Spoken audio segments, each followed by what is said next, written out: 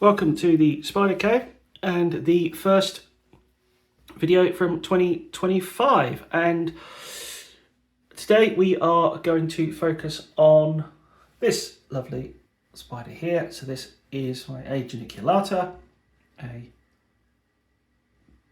beautiful spider, but I've been noticing recently, so I'll pull back a little bit, you can see the enclosure. I've been trying different substrates, and I found that this spider, when they first put him in, they walk around, be quite happy, but now they seem to just sit entirely by their water bowl in the corner. And they don't seem to like walking around, they don't use their hide very much, they don't stroll about the enclosure, they seem to stick in one place. And I also found that this mix, so it's a mix of, there's some topsoil, there's some sand, I put some vermiculite in, trying to just try something different.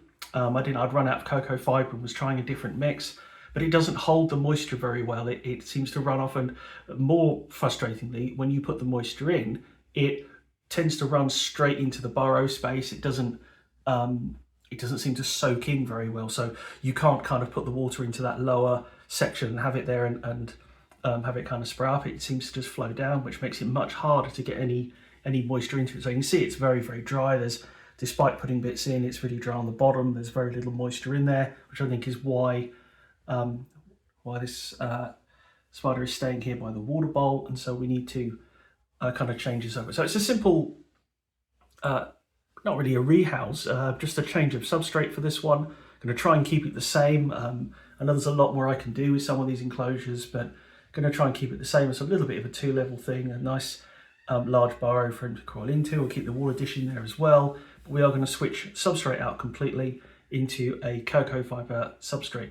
Now, usually I would build the new enclosure in a kind of new terrarium, and then I would move the spider across, and I try to move the spider without catching it and drifting it if I can. I know that's better for the spider, and it makes life easier for them. But in this case, this is the only enclosure I have of this size, because this is a spider that can get very large. When it's fully grown, it'll be 8-9 inches, and while it's quite compressed, when it does move, you'll when we kind of get it in a second, you see the kind of legs and the kind of leg span it's got. It is quite big, and they do get quite large. So I've got it in this slightly larger enclosure, but it is the only one I've got. So unfortunately, I'm going to have to catch them up, and then I can switch the substrate out and then put them back in. So hopefully it's not too distressing, but it'd be a fairly quick job. I've got all my sort of cocoa fibre ready, it's all set, so they won't be out of their enclosure for too long. So that's what we're going to do. We're going to get this one onto the wheel, get the lid off, get this one caught up, switch the substrate out, which won't take too long to do, and then get them back in and hopefully see them just moving around a little bit, being a little bit more comfortable on the ground, and definitely being getting a little bit more moisture into the environment for them.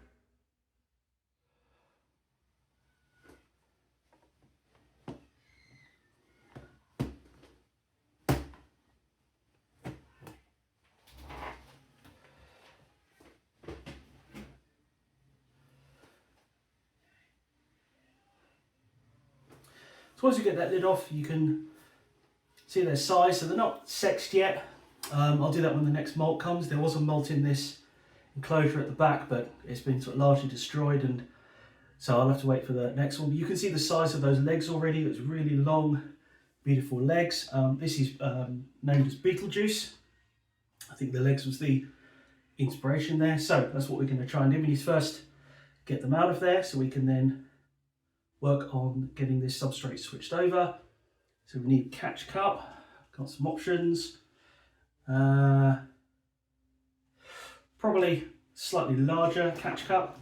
So I've got larger catch cup here, and it's one my got a Vargans in, but it'll have a closable lid, which means I can seal it and reset this enclosure without disturbing the kind of having fear about knocking the spider over, having any issues.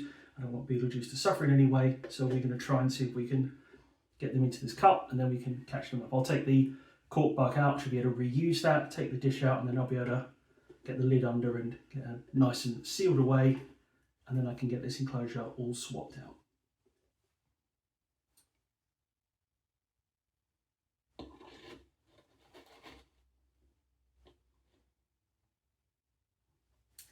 Okay, so a little gap at the bottom, should all be fine. So first I'm going to take the water dish out. That does need to come out. You can see exactly how dry everything is. Needs a little bit of a clean as well, so that will help. Just push that right down so I know she can't escape. I said before, she's not sexed, although I do tend to find I say she probably a little bit more. I tend to find that's the common way. I'm just going to have a look, see if that molt is there. No. So if I take that out, you can see a couple of legs underneath.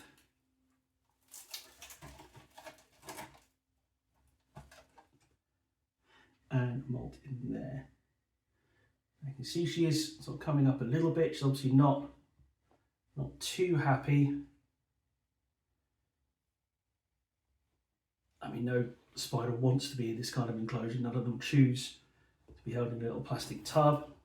So I'm going to try and flatten this down a little bit. I can actually get a lid in. And then once you get her out, we can just dump this out. And it won't take too long to get her back in. We're going to try and go for the same enclosure style.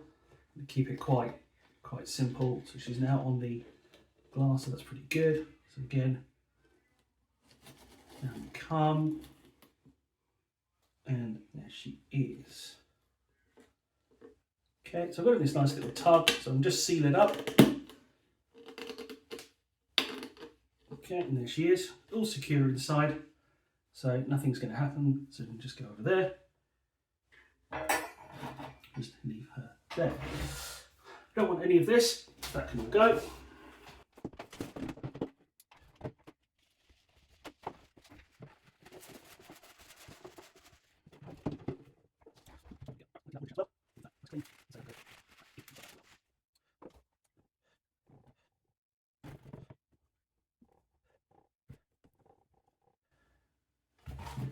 Okay. So making far more of a mess than I usually do. Need probably a bit more there.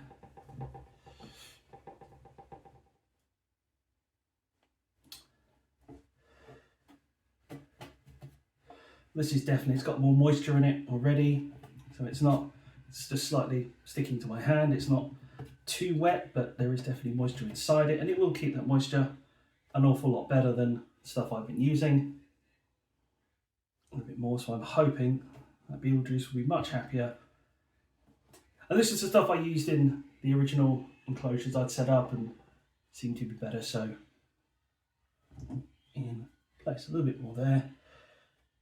I know there's a lot more I can do with these enclosures, and that's something I'll be wanting to basically develop over the year. Try and use more decorations. Certainly things like, a bit down there, a bit of padding, a bit more sort of leaf litter and some mosses in and some other bits, but for now I just want to get this enclosure swapped out. Space for the water dish at the front, so we can get that in as well. Try and keep everything as much in the same location. I know it will feel completely different, unfortunately, don't change that, but it won't be hopefully too different from what it remembers.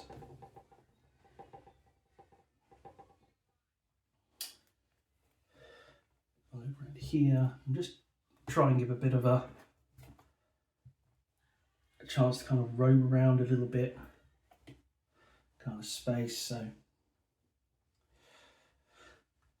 little bit just more at the sides. Try and make that den feel a little bit more inviting, and again very conscious of how much I'm leaving up to the lid. I don't want a little bit more space at the front, but I don't want there to be any issues if she's climbing around. Feel different textures.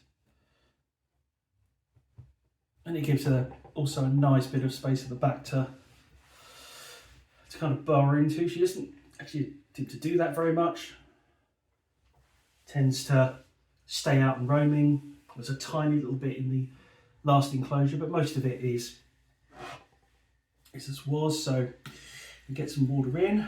And because this has just been done as cocoa fibre, it's just been poured. There's quite a lot of sort of moisture already. It's a little bit damp, so I'm not going to put any extra in right now. I'm just going to make sure there's enough in a water bowl. Especially there's moisture there. but it will be sunny, nice and damp, and then as it starts to dry out, we can put more in and have a nice kind of level, and we can see what she prefers. So, enclosure, nice and done. So here we go. So first we can just loosen our lid.